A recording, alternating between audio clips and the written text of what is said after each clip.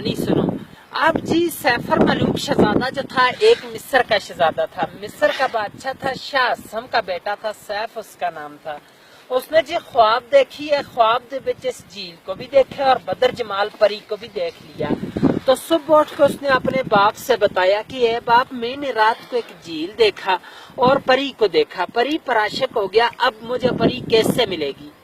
اس کے باپ نے بولا آپ کو تو پری نہیں مل سکتی، وہ ناری ہے، آپ خاکی ہیں، وہ آگ کی پیدائش ہے، آپ مٹی کی، آپ کو اور پری کا ملاپ نہیں ہو سکتا۔ لیکن وہ باپ کی نافرمانی سے کئی سال زمانے گھومتا پھرتا آخر ناران میں پہنچا تو اس کو اللہ والا ایک ولی بزرگ ملا۔ اس ولی سے پوچھا کہ مجھے پری کیسے ملے گی؟ اس نے بولا کہ یہ سامنے والی جو چھوٹی پہاڑ ہے جس کے اوپر خیمے لگے، اسی کی بیک سائڈ میں ایک خیمے کی طرح پتھر ہے، وہ اب بھی موجود ہے، اس کے ساتھ جاؤ اور 40 دن کا چلہ کرو، اللہ کی عبادت کرو، 40ویں دن کے بعد آپ کو پری کا پتہ چلے گا۔ تو اس نے جا کر اس پہاڑ کے اوپر 40 دن کا چلہ کیا، اللہ کی عبادت کی، 40ویں دن کے بعد 2 جنات اس کے قبضے میں آ گئے۔ ان جناتوں نے سلیمانی ٹوپی پہنا کے جھیل کے کنارے پر لے آئے، وہ کسی کو نظر نہیں آتا، اس کو سب کچھ نظر آتا ہے کیونکہ اس نے سلیمانی ٹوپی پہنی ہے۔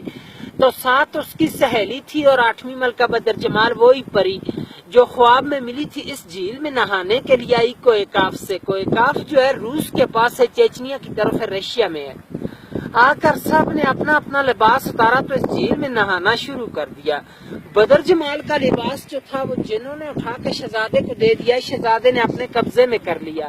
دوسری سہیلیاں لباس پہن کر چلا گئی تو بدر جمال اکیلی رہے گی، وہ جا نہیں سکتی تھی۔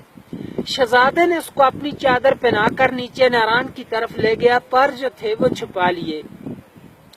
جب ناران میں پہنچا تو دوسری سہیلیوں نے جا کے دیو سفید کو بتایا۔ دیو سفید جو تھا پری کا عاشق مزاج مالک تھا کہ پری ہم سے جدا ہو گئی ہے، پتہ نہیں ہے جھیل کے اندر ڈوب کے مر گئی یا کسی چیز نے کھا لی، باہر کی بات نہیں بتائی کہ شہزادہ لے گیا۔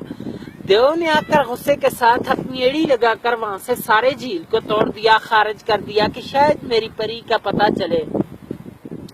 تو پہلے یہ آگے سے سارا بند ہی بند تھا، بہت بڑا ایک تیلاب جھیل تھا اور چھوٹی گروٹی کے ساتھ جو گیپ جا رہا ہے، یہاں سے پانی کا راستہ جاتا تھا، دیو نے ادھر سے جاتا تھا، دیو نے وہاں سے توڑ دیا۔ طوفان گیا ناران کے پاس تو پری اور شہزادے دونوں نے دعا مانگی کہ اللہ میں بچا، طوفان آ گیا۔ اللہ کی قدرت سے ایک سرنگ بن گیا، دائیں سائڈ سے بھی طوفان گزر گیا اور بائیں سائڈ سے بھی، پری اور شہزادہ دونوں بچ گئے۔ سرنگ اب بھی موجود ہے ناران میں، صرف ملوک کوہل سے 5 منٹ کا راستہ ہے، جا کر دیکھ سکتے ہیں۔ اور دیو نے غصے کے ساتھ یہاں سے ایک اور چھلانگ لگائی تو دیو صحیح میں لگا، دیو کا سانس چلا گیا پری کے صدمے سے۔ اسی سرنگ سے پری کو لے کر شہزادہ شیر مصر کو چلا گیا۔ شہزادے کا نام تھا جی سیف، ملوک تاں کہتے ہیں کہ یہاں دونوں کی ملاقات ہوئی ہے، اس لیے اس جھیل کا نام مشہور کیتے سیفر ملوک جھیل، اور اس کی داستان بنی ہے۔ پھر اس پہ لوگ آنے شروع ہوئے۔ اس وقت انسان کی آبادی نہیں تھی، کو کافی پریستان تھا، پریوں کا دیس تھا، اور آپ اس وقت 10,500 کی ہائٹ پہ بیٹھے ہیں سطح سمندر سے۔ وہ سامنے ملکہ پربت برف والی چوٹی، اس کی 17,500 فٹ ہائٹ ہے، 7,000 یہاں سے اوپر ہے، لیکن آج دن تک اس پہاڑی کو کسی نے صاف نہیں کر سکا۔ اس کے اندر سونے کی معیشت پریاں عبادت کرتی ہیں، جو بننا چاہتے ہیں اس کو گرا کرتی ہے۔ 98 کا واقعہ، راشد بٹ لاہور کا ایک بندہ تھا، وہ کہتا تھا کہ میں نے اس پہاڑ کو سر کرنا ہے۔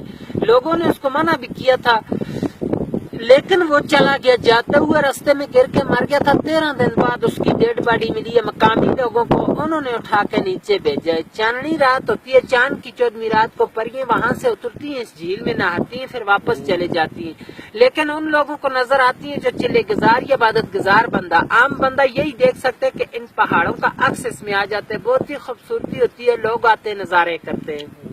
اور آج دن تک جھیل کی گہرائی کا اندازہ بھی کسی نے نہیں لے سکتے۔ ایک انگریز آیا تھا، اس نے 5 من رسی لائی تھی، اس وقت گاڑیاں وہاں پر نہیں آتی تھی، خچروں پہ آگے 10 کلو کا لوہا بن کے اس کے درمیان میں ڈالتے رہے، رسی چلتے چلتے ختم ہو چکی، لیکن اس کی گہرائی کا اندازہ نہیں لے سکے۔ 5.5 کلومیٹر ارد گرد ہے، 600 کنال رقبے میں یہ سارا جھیل ہے، اس کی گہرائی کا کوئی اندازہ نہیں ہے۔ اسٹوری ختم سر۔